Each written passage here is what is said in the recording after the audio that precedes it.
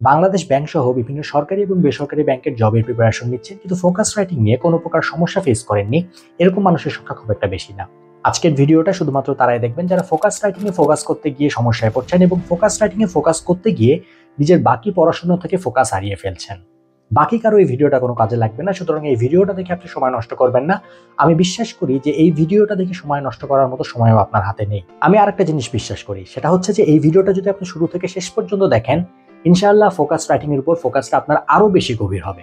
আমার চ্যানেলের যারা পুরনো দর্শক কিন্তু এখন পর্যন্ত চ্যানেলটা সাবস্ক্রাইব করেননি, অবশ্যই সাবস্ক্রাইব করবেন, আর যারা নতুন দর্শক তারাও সাবস্ক্রাইব করবেন। আজকের ভিডিওটা আমি বেসিক্যালি 10টা সেকশনে বিভক্ত করেছি। প্রথমে আলোচনা করব ফোকাস রাইটিং নিয়ে আমাদের কিছু ভ্রান্ত ধারণা সম্বন্ধে, তারপর এটার ফরম্যাট নিয়ে যা আমি নিজে ফলো করেছি, এরপর কথা বলবো ফোকাস রাইটিং এর বিভিন্ন টপিক নিয়ে, আনসার্টেনিটি ম্যানেজমেন্ট নিয়ে, ডেটা কালেকশনের উপায় নিয়ে এবং ডেটা রেফারেন্সিং নিয়ে, কিছু পরীক্ষিত টিপস অ্যান্ড ট্রিক্স নিয়ে এবং সেই সাথে অতি আবশ্যক কিছু ডুজ অ্যান্ড ডোন্টস নিয়ে। তারপরে আমি ডিসকাস করবো ভিডিওটা শেষে আপনার কি করা উচিত। বেশি দেরি না করে ভিডিওটা শুরু করা যাক। প্রথমেই মিথবাস্টার। নাম্বার 1, ফোকাস রাইটিং এর একটা স্পেসিফিক ফরম্যাট আছে। রং। আপনি এখন এই গুগলে ফোকাস রাইটিং লিখে সার্চ দেন, সেখানে কিছু পাবলিকেশন যারা ফোকাস রাইটিং বিষয়ক বই লেখে তাদের কিছু ওয়েবসাইটের লিঙ্ক পেতে পারেন, অথবা কিছু ফেসবুক পোস্টের লিঙ্ক পেতে পারেন। কোনো ইন্টারন্যাশনালি রিকগনাইজড কোনো সাইটের আপনি সন্ধান সেখানে পাবেন না। দুনিয়াতে নানা ধাঁচের রাইটিং প্র্যাকটিস এবং স্ট্যান্ডার্ডস আছে। লেটার, অ্যাপ্লিকেশন, ব্লগ, আর্টিকেল, এসে composition, thesis paper, paragraph, research paper, short story, novel, হাজারো রকমের জিনিস। কিন্তু ফোকাস রাইটিং বলে আলাদা কোনো লেখার জনরা নেই, এটা আমাদের বাংলাদেশিদের নিজেদের বানানো একটা রাইটিং টাইপ। সুতরাং এটার কোনো স্পেসিফিক বা স্ট্যান্ডার্ড কোনো ফরম্যাট নেই। আপনি যাই লিখবেন সেটা যদি খুব বেশি দৃষ্টিকটু না হয় সেটাই একটা ফরম্যাট। নাম্বার 2, ফোকাস রাইটিং 3 পেজের বেশি লেখা ঠিক না। যে জিনিসটার একটা স্পেসিফিক ফরম্যাট নেই সেই জিনিসটা কেন একটা পেজ লিমিট থাকবে এটা আমার মাথায় খেলে না। কিছু টপিক আছে যেমন নকশিকাঁথার মাঠ, এই টপিকে লিখতে দিলে আপনি যদি খুব বেশি সৃজনশীল কেউ না হয়ে থাকেন তাহলে হয়তো 3 পেজও লিখতে পারবেন না। আবার কিছু টপিক থাকে যেখানে আপনি 10 পেজ লেখার পরেও আপনার পেট ভরবে না। নাম্বার 3, প্রচুর ডেটা, চার্ট, টেবিল, ম্যাপ না থাকলে ফোকাস রাইটিং এ ভালো মার্কস পাওয়া যায় না। এই ব্যাপারে কোনো সন্দেহ নাই যে ডেটা এবং ইনফরমেশন আমাদের ফোকাস রাইটিংটাকে আরো বেশি সুগভীর করে ফেলতে পারে, কিন্তু এক্ষেত্রে অনেক বেশি ডেটা, চার্ট, টেবিল এগুলো ইউজ করার ক্ষেত্রে আমার খানিকটা অ্যালার্জি আছে। যে পরীক্ষায় মানুষ সময়ের অভাবে ম্যাথ করতে পারে না, জিকে পর্যন্ত মিস করে আসে, সেখানে এইরকম ডেটা, চার্ট, টেবিল এগুলো আঁকা শুধুমাত্র বিলাসিতা না, এক প্রকার বোকামি। নাম্বার 4, খুব বেশি নাটকীয় স্টার্টিং না দিলে ফোকাস রাইটিং এ মার্কস ভালো পাওয়া যায় না। এ ব্যাপারেও কোনো সন্দেহ নেই যে ফোকাস রাইটিংটাকে আরো বেশি সমৃদ্ধ করতে হলে আপনার শুরুতে একটা ভালো স্টার্টিং দরকার। কিন্তু হোয়াট ইফ এমন একটা সিচুয়েশন আসলো বা এমন একটা টপিক আসলো যেটাতে আপনি সুন্দর একটা স্টার্টিং দিতে পারছেন না, স্টার্টিং এর অভাবে আপনি লেখা ছেড়ে দেবেন? আমি বলবো যে ওই সময় আপনি একটা নর্মাল স্টার্টিং দিয়ে শুরু করবেন, কিন্তু চিন্তায় রাখবেন যাতে ফিনিশিংটা ভালো হয়। নাম্বার 5, কঠিন সেন্টেন্স স্ট্রাকচার আর দুর্বোধ্য শব্দের ব্যবহার ফোকাস রাইটিং এর ওয়েট বাড়িয়ে দেয়। কচু। যে জিনিসটা আপনি 2টা লাইনে সুন্দর করে বুঝিয়ে বলতে পারেন সেটা যদি আপনি 2 পেজ ধরে লেখেন তাহলে কম মার্কস কেন, কোনো মার্কসই আপনি পাবেন না। আমাদের একটা ভ্রান্ত ধারণা যে কোনো একটা জিনিস যদি আমরা খুব কঠিন ভাষায় লিখি যেটা সহজে সাধারণ মানুষ বুঝতে পারবে না, সেটা হয়তো একটা পাণ্ডিত্যের লক্ষণ। কিন্তু আসল কথা হচ্ছে আপনি একটা কঠিন জিনিসকে যত সহজভাবে বুঝিয়ে, যত কম কথায় বুঝিয়ে লিখতে পারবেন সেটাই একটা পাণ্ডিত্য। কোনো কালে কোনো এক বড় ভাই আপনাকে 6-7 পেজ ফোকাস রাইটিং লিখতে বলেছে, আপনি সেটাকে সিরিয়াসলি নিয়ে আক্ষরিক অর্থে একটা কথাকে ফুলিয়ে ফেপিয়ে লিখেছেন, আঙ্গুল ফুলে আপনি বটগাছ বানিয়ে ফেলেছেন, তাহলে তো আপনি মার্কস পাবেন না। দেশের রাজধানীর নাম জানতে চেয়েছে, আপনি সবগুলো বিভাগের নাম লিখে বলেছেন যে সবচেয়ে ছোট যে নামটা সেটা আমাদের রাজধানী। এত বেশি পাণ্ডিত্যের তো দরকার। এবং নাম্বার 6, পরীক্ষকরা খুব একটা পড়েন না, সবাই এভারেজ মার্কস পায় ফোকাস রাইটিং এ। এটা একটা আমাদের ওয়াইড স্প্রেড থিওরি যে পরীক্ষকরা সাধারণত আমাদের খাতা খুব মনোযোগ দিয়ে পড়েন না, বিশেষ করে যেগুলো রাইটিং পার্ট। কিন্তু এ ব্যাপারে আমার একটা দ্বিমত আছে। দেখেন, এটা কোনো নর্মাল পরীক্ষা না, এটা এমন একটা পরীক্ষা যেখানে আপনার 1 বা 2 মার্কের জন্য আপনার চাকরিটা নাও হতে পারে। আমার কোনোদিনই মনে হয় না এই খাতাগুলো কেউ কেয়ারলেসলি দেখে। হ্যাঁ, এটা একটা সত্য কথা যে আপনি আপনার পরীক্ষকের মনোযোগ পাওয়ার জন্য আপনার খাতায় বেশ কিছু সুন্দর জিনিসপত্র উপস্থাপন করবেন, কিন্তু সেগুলো যদি উপস্থাপন না করতে পারেন আপনার পরীক্ষক যে আপনার খাতা পড়বে না এমনটা কিন্তু না। আর এই এক্সামগুলোর ওয়েট অনেক বেশি থাকে, সুতরাং এখানে কেয়ারলেসলি কারো দেখার কথা না। খাতাগুলো যারা কাটেন তারা অনেক সম্মানিত ব্যক্তি। চলে যাওয়া যাক ফরম্যাটে। আমি যেহেতু আগেই বলেছি যে এখানে কোনো স্ট্যান্ডার্ড ফরম্যাট নেই, কিন্তু আপনি যা কিছু লেখেন সেটা যদি একটু সুন্দর করে রাখেন সেখান থেকে আপনি আপনার নিজের জন্য একটা ফরম্যাট বানিয়ে ফেলতে পারেন। প্রথমে আপনাকে চিন্তা করতে হবে যে যে বিষয়ের উপর আপনি লিখবেন তার উপর আপনি কি কি সাব ডিভিশন বা কি কি সাব টপিক আনতে পারেন। এখানে সবচেয়ে গুরুত্বপূর্ণ ব্যাপার যেটা, সেটাকে বলা হচ্ছে মাইন্ড ম্যাপিং, অর্থাৎ 30 সেকেন্ড থেকে 1 মিনিটের মধ্যে চিন্তা করে ফেলা যে আমি আমার রাইটিং এ কি কি পার্ট রাখবো। এক্ষেত্রে আমি আমার একটা পার্সোনাল স্টোরি শেয়ার করি। আমি যখন ক্যাডেট কলেজে পড়তাম তখন আমি একটা কম্পিটিশনে রেগুলার পার্টিসিপেট করতাম, সেটা হচ্ছে এক্সটেম্পোরারি স্পিচ। উপস্থিত বক্তৃতা। তো এই উপস্থিত বক্তৃতার নিয়ম কিন্তু নর্মাল পাবলিক স্পিকিং এর মতো না, যেখানে আপনাকে 10-12 দিন আগে থেকে একটা টপিক দিয়ে দেওয়া হবে। এখানে আপনাকে একটা টপিক দিয়ে দেওয়া হয়, যেটা মানে আপনার বক্তব্য দেবার 3-4 মিনিট আগে, এবং আপনি ওই সময়ের মধ্যে বক্তব্যটা প্রিপেয়ার করে ফেলেন। তা এইটুকু সময়ের মধ্যে কিন্তু স্পিচ প্রিপেয়ার করে ফেলাটা ইম্পসিবল। সো আপনি কি করেন, কি কথাগুলো বলবেন আপনি সেগুলোর কিওয়ার্ডগুলো আপনি লিখে ফেলেন আপনার খাতায়, এবং বক্তব্য দেবার সময় সেই খাতাটা আপনি ইউজ করতে পারেন। আমি সেম প্রসেসটা ফলো করেছি ফোকাস রাইটিং এর ক্ষেত্রে। একটু ঠান্ডা মাথায় চিন্তা করেন যে আপনি আপনার টপিকের উপর কি কি লিখতে পারেন। তারপর রাফ করার জন্য একটা খাতার লাস্ট পেজে বা ওই পেজের উপরে ছোট করে ওই জিনিসগুলো লিখে ফেলেন আগে। ধরেন আমার টপিক পড়েছে genocide in Gaza in 2023। Banking সেক্টরে নর্মালি এরকম টপিক দেয় না, জাস্ট বলার সাথে বলছি। আমি প্রথমে এটার একটা ইন্ট্রোডাকশন দিব, কিন্তু ইন্ট্রোডাকশন শব্দটা আমি এখানে লিখবো না। শুরুতেই হয়তো বা আমি কোনো ইমোশনাল কাহিনী দিয়ে জিনিসটা শুরু করব, অথবা বেশ কিছু জনপ্রিয় হিস্টোরিয়ানদের কোনো একটা কোটেশন দিয়ে আমি আমার লেখাটা শুরু করব। এরপর আমি তুলে ধরবো হিস্টোরিক্যাল ব্যাকগ্রাউন্ড, 1948 থেকে হয়ে আসা কি কি কাহিনী হয়েছে পর্যন্ত তার বেশ কিছু ছোটখাটো কাহিনী আমি তুলে ধরবো, সবকিছু না। এরপরে আসবে ইনিশিয়াল ইনসিডেন্টস ইন অক্টোবর 2023, যেখানে অক্টোবর মাসে সেই ইয়ম কিপুরের ইনসিডেন্টটা তুলে ধরা হবে। তারপরে আসবে কারেন্ট সিচুয়েশন, এবং তারপরে এই ব্যাপারে যত ডেটা এবং স্ট্যাট আছে সেটার জন্য আমি একটা আলাদা সেকশন করব। সেকশনটার নাম হতে পারে genocide in Gaza, all vital statistics. তবে সেখানে কিন্তু আমি বুলেট পয়েন্ট অনুযায়ী আমি সবগুলো ডেটা লিখবো না। এক্ষেত্রে টিচার মনে করতে পারে যে আপনি জাস্ট কিছু ডেটা মুখস্থ করে এসেছেন, সেগুলো আপনি বুলেট পয়েন্ট অনুযায়ী তুলে ধরেছেন। সেখানে আমি ওই ডেটাগুলো লিখবো কিন্তু প্যারাগ্রাফ ফর্মে। একটা জিনিস মনে রাখবেন, এই ডেটা বা ইনফরমেশনগুলো যেন রিপিট না হয়। এরপর আসবে reaction of the rest of the world. তারপর টপিকটাকে একটু গভীর করার জন্য আমি নতুন একটা সেকশন নিয়ে আসবো, যেটার নাম আমি দিতে পারি collective failure of the Muslim countries, যেখানে দেখানো হবে কিভাবে মুসলিম কান্ট্রিগুলোর নির্লিপ্ততা এই জিনিসটাকে আরো বেশি প্রমোট করছে, এই ভায়োলেন্সটাকে আরো বেশি ইনহ্যান্সড করছে।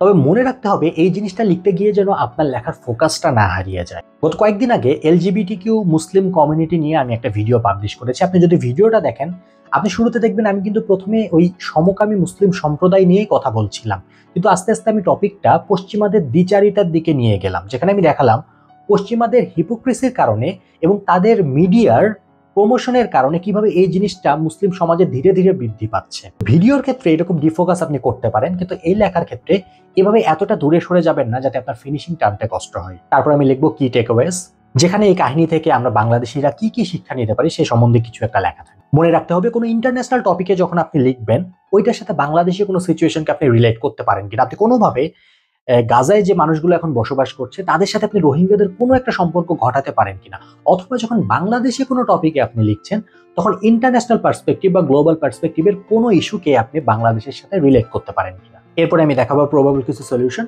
এবং তারপরে থাকবে রিমার্কস। তবে রিমার্কস কথাটাকে আমি ইন্ট্রোডাকশনের মতো হাইড করবো না, সেটা আমি খাতায় সুন্দর করে লিখব। দরকার পড়লে আমি হায়েস্ট একটা টেবিল দেখাবো, যেখানে আমি দেখাবো যে কিভাবে ইউএসএ তার বাকি অ্যালাইদের তুলনায় ইসরায়েলকে বেশি পরিমাণ ডোনেশন দিয়ে আসছে, নানা রকমের ফাইন্যান্সিয়াল এইড দিয়ে আসছে।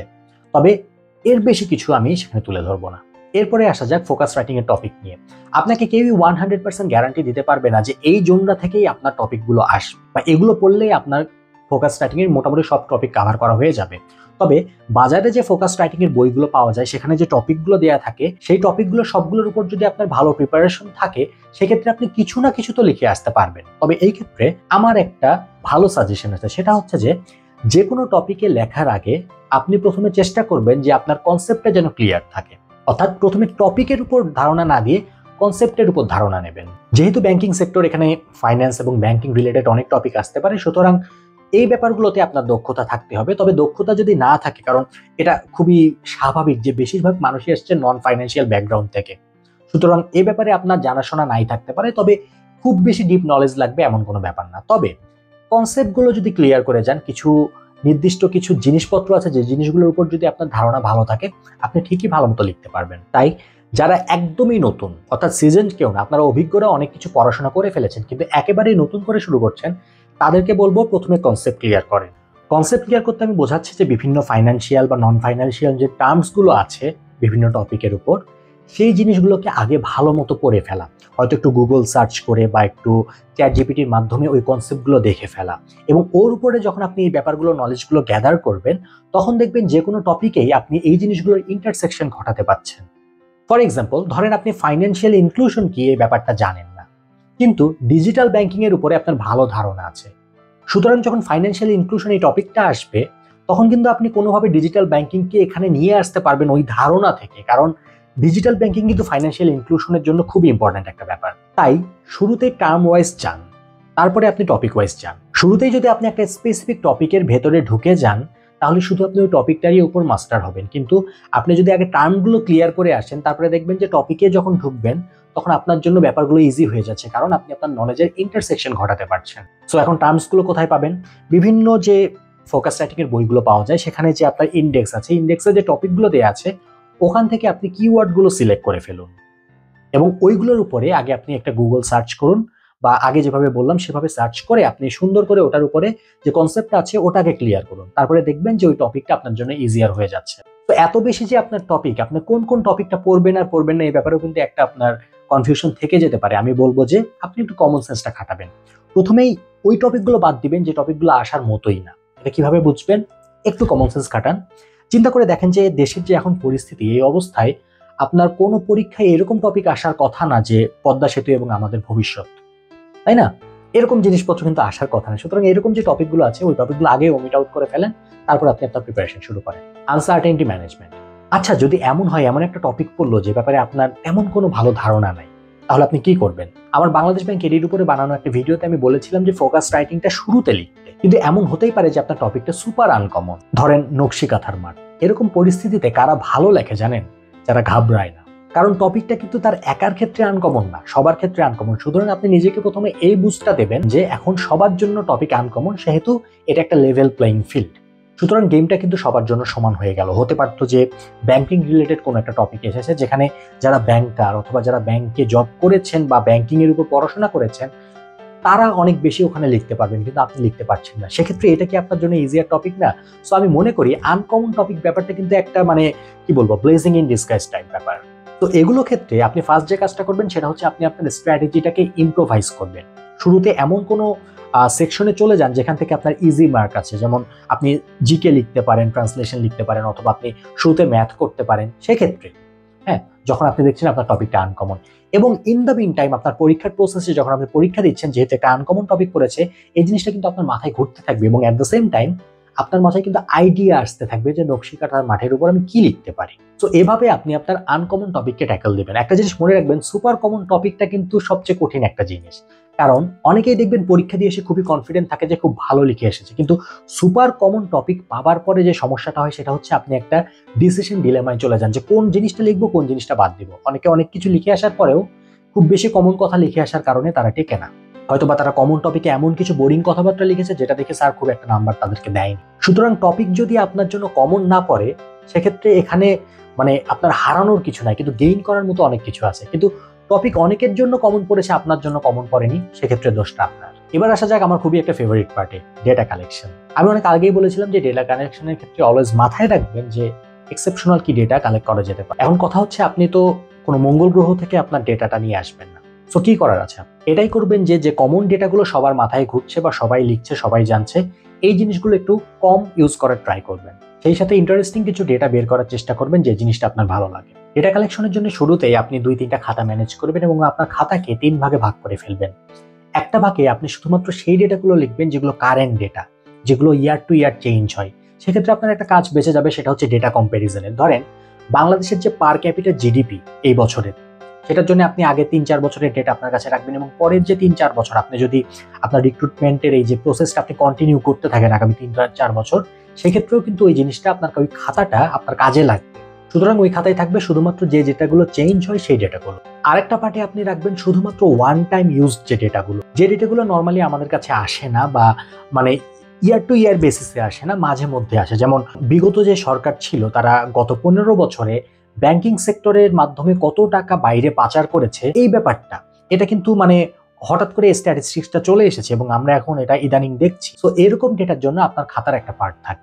আর লাস্টলি একটা পার্টে আপনি পারপেচুয়াল ডেটা লিখবেন, যে ডেটাগুলোর আপিল সবসময় থাকবে, অ্যাপ্লিকেশন সবসময় থাকবে। যেমন 2008 সালে যে ফাইন্যান্সিয়াল ক্রাইসিসটা হয়েছিল 2007-8, সেই ফাইন্যান্সিয়াল ক্রাইসিসে গ্লোবাল ইকোনমি থেকে $2 ট্রিলিয়ন হারিয়ে গিয়েছিল। সো এটা ওইরকম একটা ডেটা। এই গেল 3টা পার্ট। এবার আসি ডেটা কালেকশন করবেন কি উপায়ে। ডেটা কালেকশনের সবচেয়ে ভালো উপায় হচ্ছে গুগল সার্চ, অথবা আপনি চ্যাটজিপিটিকে জিজ্ঞেস করে কিছু কনসেপ্ট ক্লিয়ার করতে পারেন এবং আপনি দুনিয়ার সেকেন্ড লার্জেস্ট যে সার্চ ইঞ্জিন আছে ইউটিউব, সেখানেও সার্চ দিয়ে আপনি বিভিন্ন কন্টেন্ট থেকে কিছু ডেটা আপনি নিতে পারেন। এক্ষেত্রে একটা জিনিস মনে রাখবেন যে কোচিং সেন্টার থেকে আপনাকে যে শিটগুলো দেয় সেই শিটটা আপনি হুবহু মুখস্থ করে যাবেন না, এটা একটা গাধার মতো কাজ করা হবে।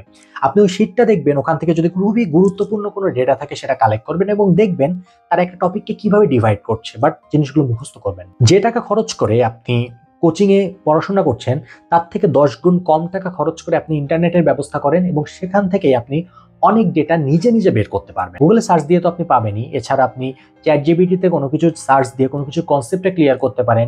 ইউটিউবে বহু ইনফোটেইনমেন্ট চ্যানেল আছে যেখান থেকে শুধুমাত্র আপনি ডেটাই পাবেন না, সেখান থেকে কিন্তু আপনি এন্টারটেইনমেন্টটাও পেতে পারেন। গুগলে কোনো কিছু যদি আপনি একদম ফিচার্ড স্নিপেটে দেখেন সেক্ষেত্রে সেই ডেটাটা কিন্তু অনেক বেশি রিলায়েবল। আর তাছাড়া প্রথম পেজের বাইরে খুব বেশি যাবার দরকারও পড়ে না। খেয়াল করে দেখবেন যে দুনিয়ার নামি দামি যে পত্রপত্রিকাগুলো আছে কিংবা কোনো ওয়েবসাইট আছে সেখান থেকে আপনি ডেটা নিতে পারেন কিনা, সেক্ষেত্রে আপনার রেফারেন্সটা অনেক বেশি স্ট্রং হবে। খাতা কলম নিয়ে একটু চিন্তা করে যদি আপনি গুগলে সার্চ করে এই জিনিসগুলো বের করতে পারেন তাহলে দেখবেন যে অনেক ভালো ভালো ডেটা পাচ্ছেন বা ইনফরমেশন পাচ্ছেন যেগুলো আপনি কোচিং সেন্টারের শীট থেকে পাচ্ছেন না।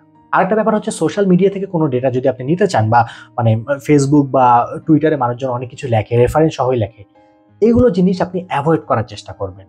কারণ আমাদের একটা ন্যাচারাল ইনস্টিংক্ট হচ্ছে যে আমাদের কথাটাকে একটু বেশি রেজোনেট করার জন্য সোশ্যাল মিডিয়াতে আমরা ফুলিয়ে ফেপিয়ে অনেক কিছু লিখে ফেলি। সো এগুলো ডেটা থেকে একটু সাবধান থাকবেন। ভিডিওর এই পোর্শনে আমি কথা বলবো ডেটা রেফারেন্সিং নিয়ে। অনেকেই প্রশ্ন করে থাকেন যে এত যে ডেটা লিখলাম প্রত্যেকটারই কি আমার রেফারেন্স দিতে হবে? এই ক্ষেত্রে কয়েকটা জিনিস মাথায় রাখবেন। নাম্বার 1, বহুল প্রচলিত এবং সর্বজন স্বীকৃত কোনো ডেটার রেফারেন্স সাধারণত লাগে না। বাংলাদেশের রাজধানী ঢাকা, ঢাকার রাজধানী ফার্মগেট, ফার্মগেটের রাজধানী ডার্লিং পয়েন্ট, এই ব্যাপারগুলো কিন্তু সবাই জানে, এখানে কিন্তু আপনার কোনো রেফারেন্স দরকার পড়ছে না। নাম্বার 2, ইনফ্লেটেড কোনো ডেটা যদি আপনি লেখেন সেক্ষেত্রে আপনাকে অবশ্যই রেফারেন্স ইউজ করতে হবে। যেমন গাজায় যে পরিমাণ মানুষ মারা গিয়েছে, 45,000 মানুষ মারা গিয়েছে, সেখানে 21 লাখ মানুষ বসবাস করে। 21 লাখ মানুষে 45,000 মানুষ মারা গিয়েছে, অর্থাৎ প্রতি 44-45 জনে একজন মানুষ গণহত্যার শিকার হয়েছে। ব্যাপারটা সত্য, কিন্তু ব্যাপারটা প্রথমেই চোখে দেখলে আপনার রোমহর্ষক মনে হতে পারে। অনেকেই ভাবতে পারেন যে এত বেশি মানুষ মারা গিয়েছে। আপনি চিন্তা করে দেখেন যে এই ব্যাপারটা যদি আমাদের দেশে হতো, সেক্ষেত্রে 45 জনে যদি একজন মানুষ মারা যেত, সেক্ষেত্রে আপনি চিন্তা করে দেখেন যে আপনার ফ্যামিলি লাইনে যে বা আপনার রিলেশনশিপের ট্রিতে বা আপনার ফ্রেন্ড সার্কেলে কত মানুষ মারা যেত। সো এই ডেটাগুলো যখন লিখবেন, ডেটা তো অবশ্যই সত্য, কিন্তু সেটার একটা রেফারেন্স দিয়ে রাখবেন যে আপনি এখান থেকে এই ডেটাটা পেয়েছেন।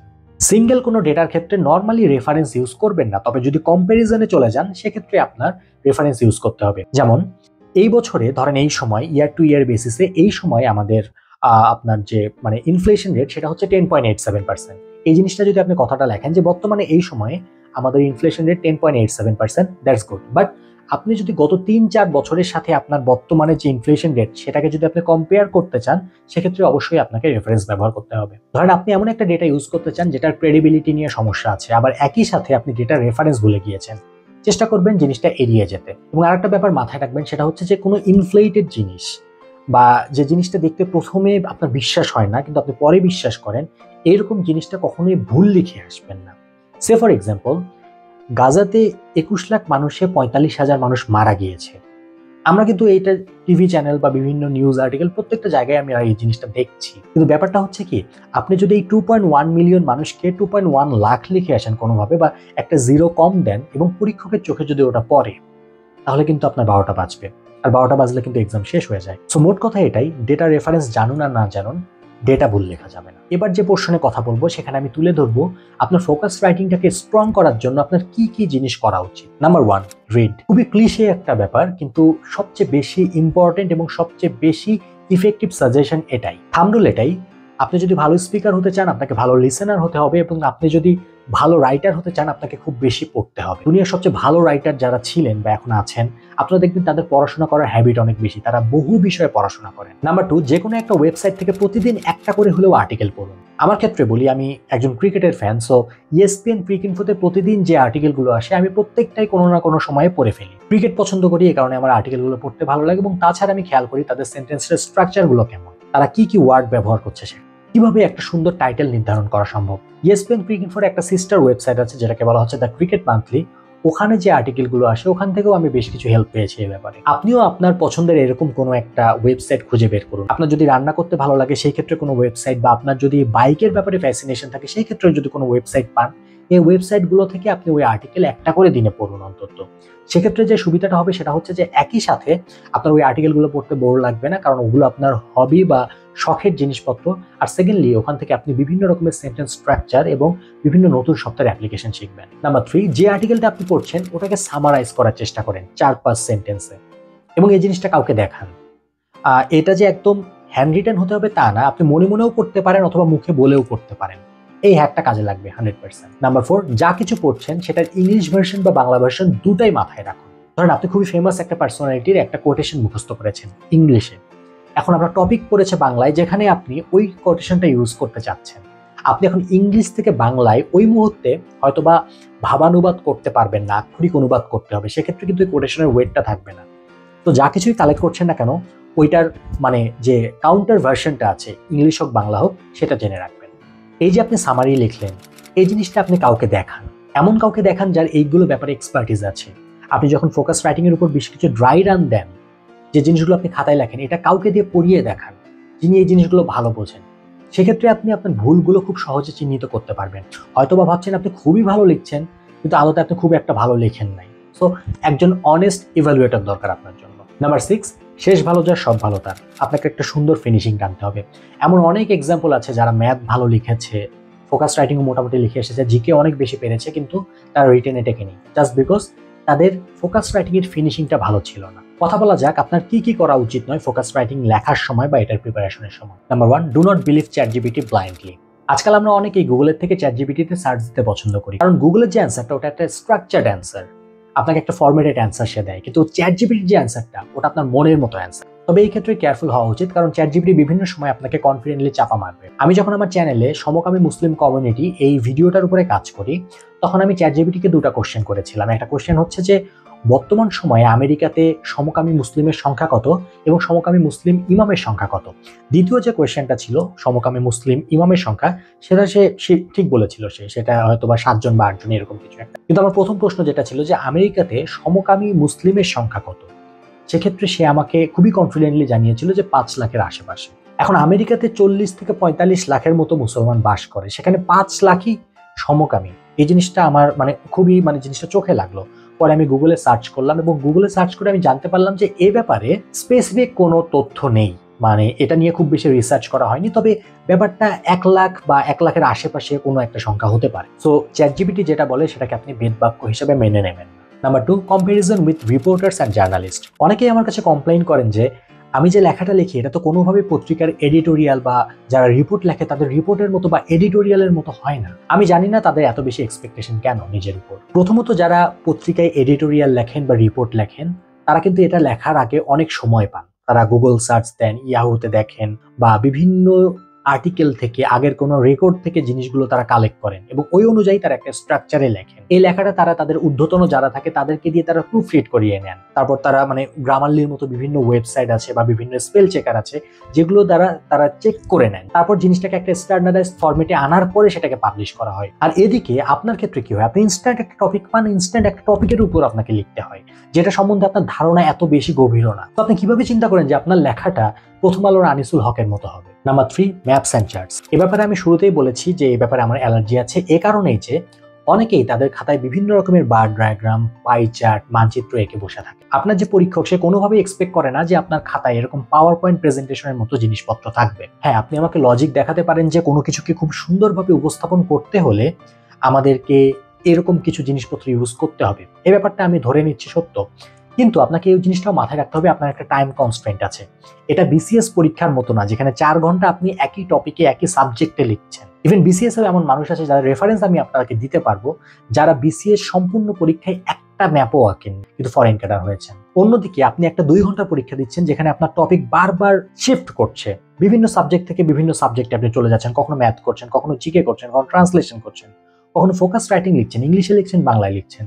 আপনি কিভাবে এক্সপেক্ট করতেছেন যে এখানে আপনি অনেকগুলো ডেটা বা চার্ট লিখে আসবেন? সো আপনি যদি আঁকতে ভালো পারেন বা এগুলো জিনিস সুন্দর করে বানাতে পারেন সেটা হয়তো বা আপনার জন্য প্লাস পয়েন্ট, কিন্তু আপনি যদি এই কাজগুলো না পারেন আপনার বদার করার কোনো কারণই নাই। আমার কলিগ সার্কেলে এখন পর্যন্ত এমন কোনো মানুষের সাথে দেখা হয়নি যে ফাইন আর্টসের স্টুডেন্ট। গত 1.5 বছর ধরে আমি জব করছি, সো একজনের সাথে তো অ্যাটলিস্ট দেখা হওয়া উচিত ছিল যে ফাইন আর্টসের স্টুডেন্ট। হয়তো বা আছে, থাকারই কথা, কিন্তু এখনো যেহেতু দেখা হয় নাই তাহলে সংখ্যাটা অনেক কম। নাম্বার 4, গ্রামাটিক্যাল মিস্টেক্স নিয়ে মাথা ঘামানো। এ ব্যাপারে কোনো সন্দেহ নেই যে আপনার লেখায় যদি খুব বেশি পরিমাণ গ্রামাটিক্যাল মিস্টেক্স থাকে সেটা আপনার লেখাকে অনেক বেশি উইক করে ফেলে, যত সুন্দর লেখাই আপনি লেখেন না কেন। কিন্তু ব্যাপার হচ্ছে কি, আমরা অনেকেই এই গ্রামাটিক্যাল মিস্টেক্স এর জন্যই আমরা লিখতে ভয় পাই। এটা খুবই খারাপ একটা অভ্যাস। আপনি যখন ড্রাই রান দেবেন বা আপনার ফোকাস রাইটিং লিখবেন, আপনার মনে যা কিছু আছে সেটা আপনি লেখেন। আপনাকে গ্রামাটিক্যাল মিস্টেক্স নিয়ে এত বেশি মেটিকুলাস কেউ হতে বলেনি। তারপরে আপনার লেখা শেষ হইলে জিনিসটাকে আপনি কারেক্ট করেন এবং ফাইনালে যাওয়ার আগে দেখবেন যে আপনার আস্তে আস্তে জিনিসটা আরো বেশি স্ট্রং হচ্ছে। তো এই জিনিসটা মাথায় রাখবেন যে গ্রামাটিক্যাল মিস্টেক্স এর ভয়ে আপনি প্র্যাকটিস করা বাদ দিয়ে দিবেন না, লেখা বাদ দিয়ে দেবেন। Number 5, passive voice. আপনার লেখাটা কখনো প্যাসিভ ভয়েসে লিখবেন না, সবসময় অ্যাক্টিভ ভয়েসে লেখার চেষ্টা করবেন। Number 6, do not defocus. কোনো একটা টপিকে লিখতে গিয়ে খাঁচকাটা কুমিরের মতো আরেকটা টপিকে চলে গেলেন, আপনার ফেভারিট কোনো টপিকে চলে গেলেন, যেতেই পারেন, কিন্তু কথা হচ্ছে সময় থাকতে ব্যাক করবেন, না হলে ঠিকঠাক মতো ফিনিশিং টানতে পারবেন না লেখা। Number 7, no coloured pen except black and blue. বুঝতেই পারছেন কি বলছি। তবে এখানে একটা ব্যাপার হচ্ছে যে আপনি যখন একটা কোটেশন লেখেন পুরাটাই একদম ব্লু পেনে লেখার দরকার নাই, কারণ ব্লু পেন গুলো নর্মালি জেল পেন হয়ে থাকে এবং কালি ছড়িয়ে যেতে পারে। তো আপনি কোটেশন লেখার সময় কোটেশনের যে কোটেশন মার্কটা থাকে দুপাশে, ওটা আপনি ব্লু দিতে পারেন, ভেতরে আপনি ব্ল্যাক কলমে লিখতে পারেন। আর তাছাড়া আপনার টপিকের যে সাব ডিভিশন গুলো থাকে, আমি যে সাব ডিভিশন গুলো আপনাকে দেখিয়েছিলাম আমার টপিকে, ওই টপিক গুলোর যে সাব ডিভিশন বা টপিকের যে নামটা, ওটা আপনি ব্লু পেন ইউজ করতে পারেন। তাছাড়া খুব বেশি ব্লু পেন ইউজ করার দরকার নাই, কিন্তু রংধনুর বাকি যে রংগুলো আছে ওগুলো কোনোভাবেই আপনি আপনার লেখনীতে নিয়ে আসবেন না। এবার আসা যাক টিপস এন্ড ট্রিক্স নিয়ে। আমি জানি আমার ভিডিওটা খুব বেশি লেংদি হয়ে যাচ্ছে, কিন্তু এই ব্যাপারগুলো এমন একটা জিনিস যে আপনি খুব শর্ট ভাবে বোঝাতে পারবেন না। অনেকেই আছেন এগুলো ব্যাপারে 4-5টা ভিডিও বানিয়ে রাখেন বা অনেক একই জিনিস বারবার রিপিট করতে থাকেন। আমি চেষ্টা করছি আপনাকে খুব কনসাইজ একটা ধারণা দেবার। যাই হোক, আজকের দিনের first tip, read while you write. কোনো একটা ডেটা যখন আপনি লিখছেন কালেক্ট করার সময়, আপনি সাথে সাথে ওটাকে রিড আউট করেন, একবার পড়ে ফেলেন, দেখবেন পরবর্তীতে ওই ইনফরমেশনটা আপনার জন্য মুখস্থ করা ইজি হয়ে যাবে। Number 2, data writing as hand writing. Data কালেকশনের সময় বা একটা ইনফরমেশন কালেক্ট করার সময় খুব সুন্দর করে আস্তে আস্তে ক্যালিগ্রাফি করে লেখার চেয়ে আপনি পরীক্ষার সময় যে স্পিডে লিখতেন ওই স্পিডেই আপনি আপনার খাতায় তুলবেন, এতে আপনার হ্যান্ড রাইটিং এর একটা প্র্যাকটিস হয়ে যাবে। আমি যখন আমার বাংলাদেশ ব্যাংক এডির জন্য প্রিপারেশন নিচ্ছিলাম, মানে রিটেনের প্রিপারেশন, তখন আমার ফুল টাইম একটা জব ছিল। সো আমার একেবারেই আমি কোনো টপিকে লিখতে পারিনি, আমি ফোকাস রাইটিং এর কোনো কিছুই আমি কখনো লিখে যাইনি। সো আমার একটা ভয় ছিল যে 2 ঘন্টার একটা পরীক্ষা অনেকদিন পর লিখছি, একটু তো সমস্যা হতে পারে। সো আমি যেটা করেছিলাম, ডেটা কালেকশনের সময় আমি আমার হ্যান্ড রাইটিং প্র্যাকটিসটা করে ফেলেছিলাম। Number 3, multifarious use of data. একই ইনফরমেশন বিভিন্ন টপিকে ইউজ করা যায়। সো একটা ইনফরমেশন যখন আপনি লিখছেন বা মুখস্থ করছেন, একটু মাথায় চিন্তা করবেন যে এই জিনিসটার কোন কোন টপিকে আপনি ব্যবহার করতে পারেন। Number 4, synonymous words and uses. অনেক আগে আমি এরকম বলেছিলাম যে আপনার একটা খাতা থাকতে হবে যেখানে আমরা যে প্রচলিত শব্দগুলো ব্যবহার করি ইংলিশে বা বাংলায়, সেগুলোর কিছু সিনোনিমাস ওয়ার্ড আপনাকে রেডি রাখতে হবে, যে জিনিসগুলো আপনি পরীক্ষার খাতায় ইউজ করবেন। তো আপনি যে খাতাটা বানাবেন সেখানে আপনি এক পাশে কমনলি ইউজড ওয়ার্ডগুলো রাখবেন আর আরেক পাশে রাখবেন রিপ্লেসমেন্ট ওয়ার্ডগুলো। আর খুব ইফেক্টিভলি আপনার ভোকাবুলারিটাকে বিল্ড করার জন্য আপনি কি করতে পারেন সেটা জানার জন্য আমার চ্যানেলের এই শর্টস ভিডিওটা আপনি দেখতে পারেন, একদম ফ্রি। Number 5, use emotion. আপনার ফোকাস রাইটিং এর আপিলটা অনেক বেশি বেড়ে যাবে যদি আপনি জানেন কিভাবে পরিমিত পরিমাণ ইমোশন আপনার খাতায় রাখতে হয়। বাংলায় বা ইংলিশে এরকম অনেক সেন্টেন্স বা বক্রোক্তি আছে, আমরা মাঝে মাঝে বলি না যে এরকম স্বাধীনতাই কি আমরা চেয়েছিলাম। সো এই স্টেটমেন্টগুলো বা বক্রোক্তিগুলো আপনি কোথাও লিখে ফেলুন এবং এই জিনিসগুলো আপনার পরীক্ষার খাতায় কাজে লাগান। Number 6, write as you think as you speak. আপনি খেয়াল করে দেখবেন যে আপনার ফ্রেন্ড সার্কেলে অথবা আপনার জানাশোনা মানুষজনের মধ্যে বেশ কিছু মানুষজন আছে যাদেরকে কোনো টপিকে বলতে দিলে তারা সব জানতা শমশেরের মতো সবকিছু বলে ফেলতে পারে। তারা চায়ের কাপে ঝড় তোলে, বিভিন্ন জায়গায় তাদেরকে আড্ডাবাজি করতে দেখা যায়, কিন্তু যখনই আপনি ওই টপিকে তাদেরকে লিখতে দিবেন তারা কেন জানি ব্ল্যাঙ্ক হয়ে যায়। আলোচনার সময় তারা ঠিকই খুবই সুন্দর আলোচনা করছে, কিন্তু লেখার সময় এই মানুষগুলো লিখতে পারছে না। টপিকগুলো তাদের নখদর্পণে থাকার পরেও তারা লিখতে পারছে না, কারণ হচ্ছে লেখার সময় তারা এক্সট্রা ফর্মাল হয়ে যাচ্ছে। তো আমি বলবো, আপনাকে যখন একটা বিষয়ের উপর লিখতে বলা হয়, ওই জিনিসটার উপর যখন আপনি লিখবেন, আপনাকে যদি ওই জিনিসটার উপর ভাবতে বলা হতো বা বলতে বলা হতো, যা বলতেন বা যা ভাবতেন ওই জিনিসগুলোই লিখবেন, শুধুমাত্র গালাগালিগুলো বাদ দেবেন। এই প্রসেসে আপনি আপনার থটগুলোকে আপনার লেখায় নিয়ে আসবেন। নর্মালি তো আমরা সেটাই করি, কিন্তু কথা হচ্ছে যে লেখার সময় আমরা এক্সট্রা ফর্মাল হয়ে যাই, অনেক কিছু মেইনটেইন করতে চাই। এত কিছু মেইনটেইন করলে তো আপনি সুন্দরভাবে ফ্রি হ্যান্ডে লিখতে পারবেন না। নাম্বার 7, মেকিং সেন্টেন্স ফ্রম ওয়ার্ডস। একটা নতুন শব্দ শিখেছেন ইংলিশে, চেষ্টা করে দেখেন তো এটা দিয়ে কোনো কম্পাউন্ড বা কমপ্লেক্স সেন্টেন্স তৈরি করতে পারেন কিনা আপনি। যে কোনো একটা শব্দ থেকে একটা সেন্টেন্স তৈরি করা, এটা আপনার লেখাটাকে অনেক বেশি সমৃদ্ধ করে। এটা হবে আপনার জন্য বিশাল বড় একটা প্র্যাকটিস, কারণ আমরা অনেকেই অনেক শব্দ জানি, অনেক ভালো ভালো শব্দ জানি, শব্দের অর্থ জানি, কিন্তু যখনই আমাদেরকে কিছু বলতে বলা হয় বা লিখতে বলা হয়, আমরা ওই শব্দগুলো ইউজ করতে পারি না। কারণ কি? ওই শব্দটা শুধু আমরা অর্থই শিখেছি, অ্যাপ্লিকেশন শিখিনি। Number 8, transition words or filler word. আপনার লেখাকে অনেক বেশি সমৃদ্ধ করতে পারে কিছু ট্রানজিশন ওয়ার্ডস বা ফিলার ওয়ার্ডস, যেমন firstly, secondly, finally, ফার্দারমোর, besides, equally. এই জিনিসগুলো আপনি যত বেশি ইউজ করবেন আপনার লেখায়, তত বেশি আপনার লেখা থেকে মনোটোনি ব্যাপারটা কেটে যাবে। Number 9, extracting data from data. ধরেন যে কোনো টপিকে আপনি 10টা ইনফরমেশন জানেন, কিন্তু এই 10টা ইনফরমেশন থেকে আরো 20টা ইনফরমেশন বের করার মতো ক্যাপাবিলিটি আপনার বিল্ড করতে হবে। তাহলে আপনার লেখার কোয়ালিটি যেমন বাড়বে, তেমনি আপনার লেখাটাকে আপনি আরো লেংদি করতে পারবেন। ফর এক্সাম্পল, আপনি একটা ইনফরমেশন জানেন যে পৃথিবীতে সবচেয়ে কম পপুলেশন ডেন্সিটির দেশ হচ্ছে মঙ্গোলিয়া, যেখানে প্রতি 1 স্কয়ার কিলোমিটারে মাত্র 2 জন মানুষ বাস করে। এই ইনফরমেশনটা আপনি জানেন। এখন এই ইনফরমেশন থেকে কিভাবে আপনি নতুন ধরনের ইনফরমেশন বের করতে পারবেন?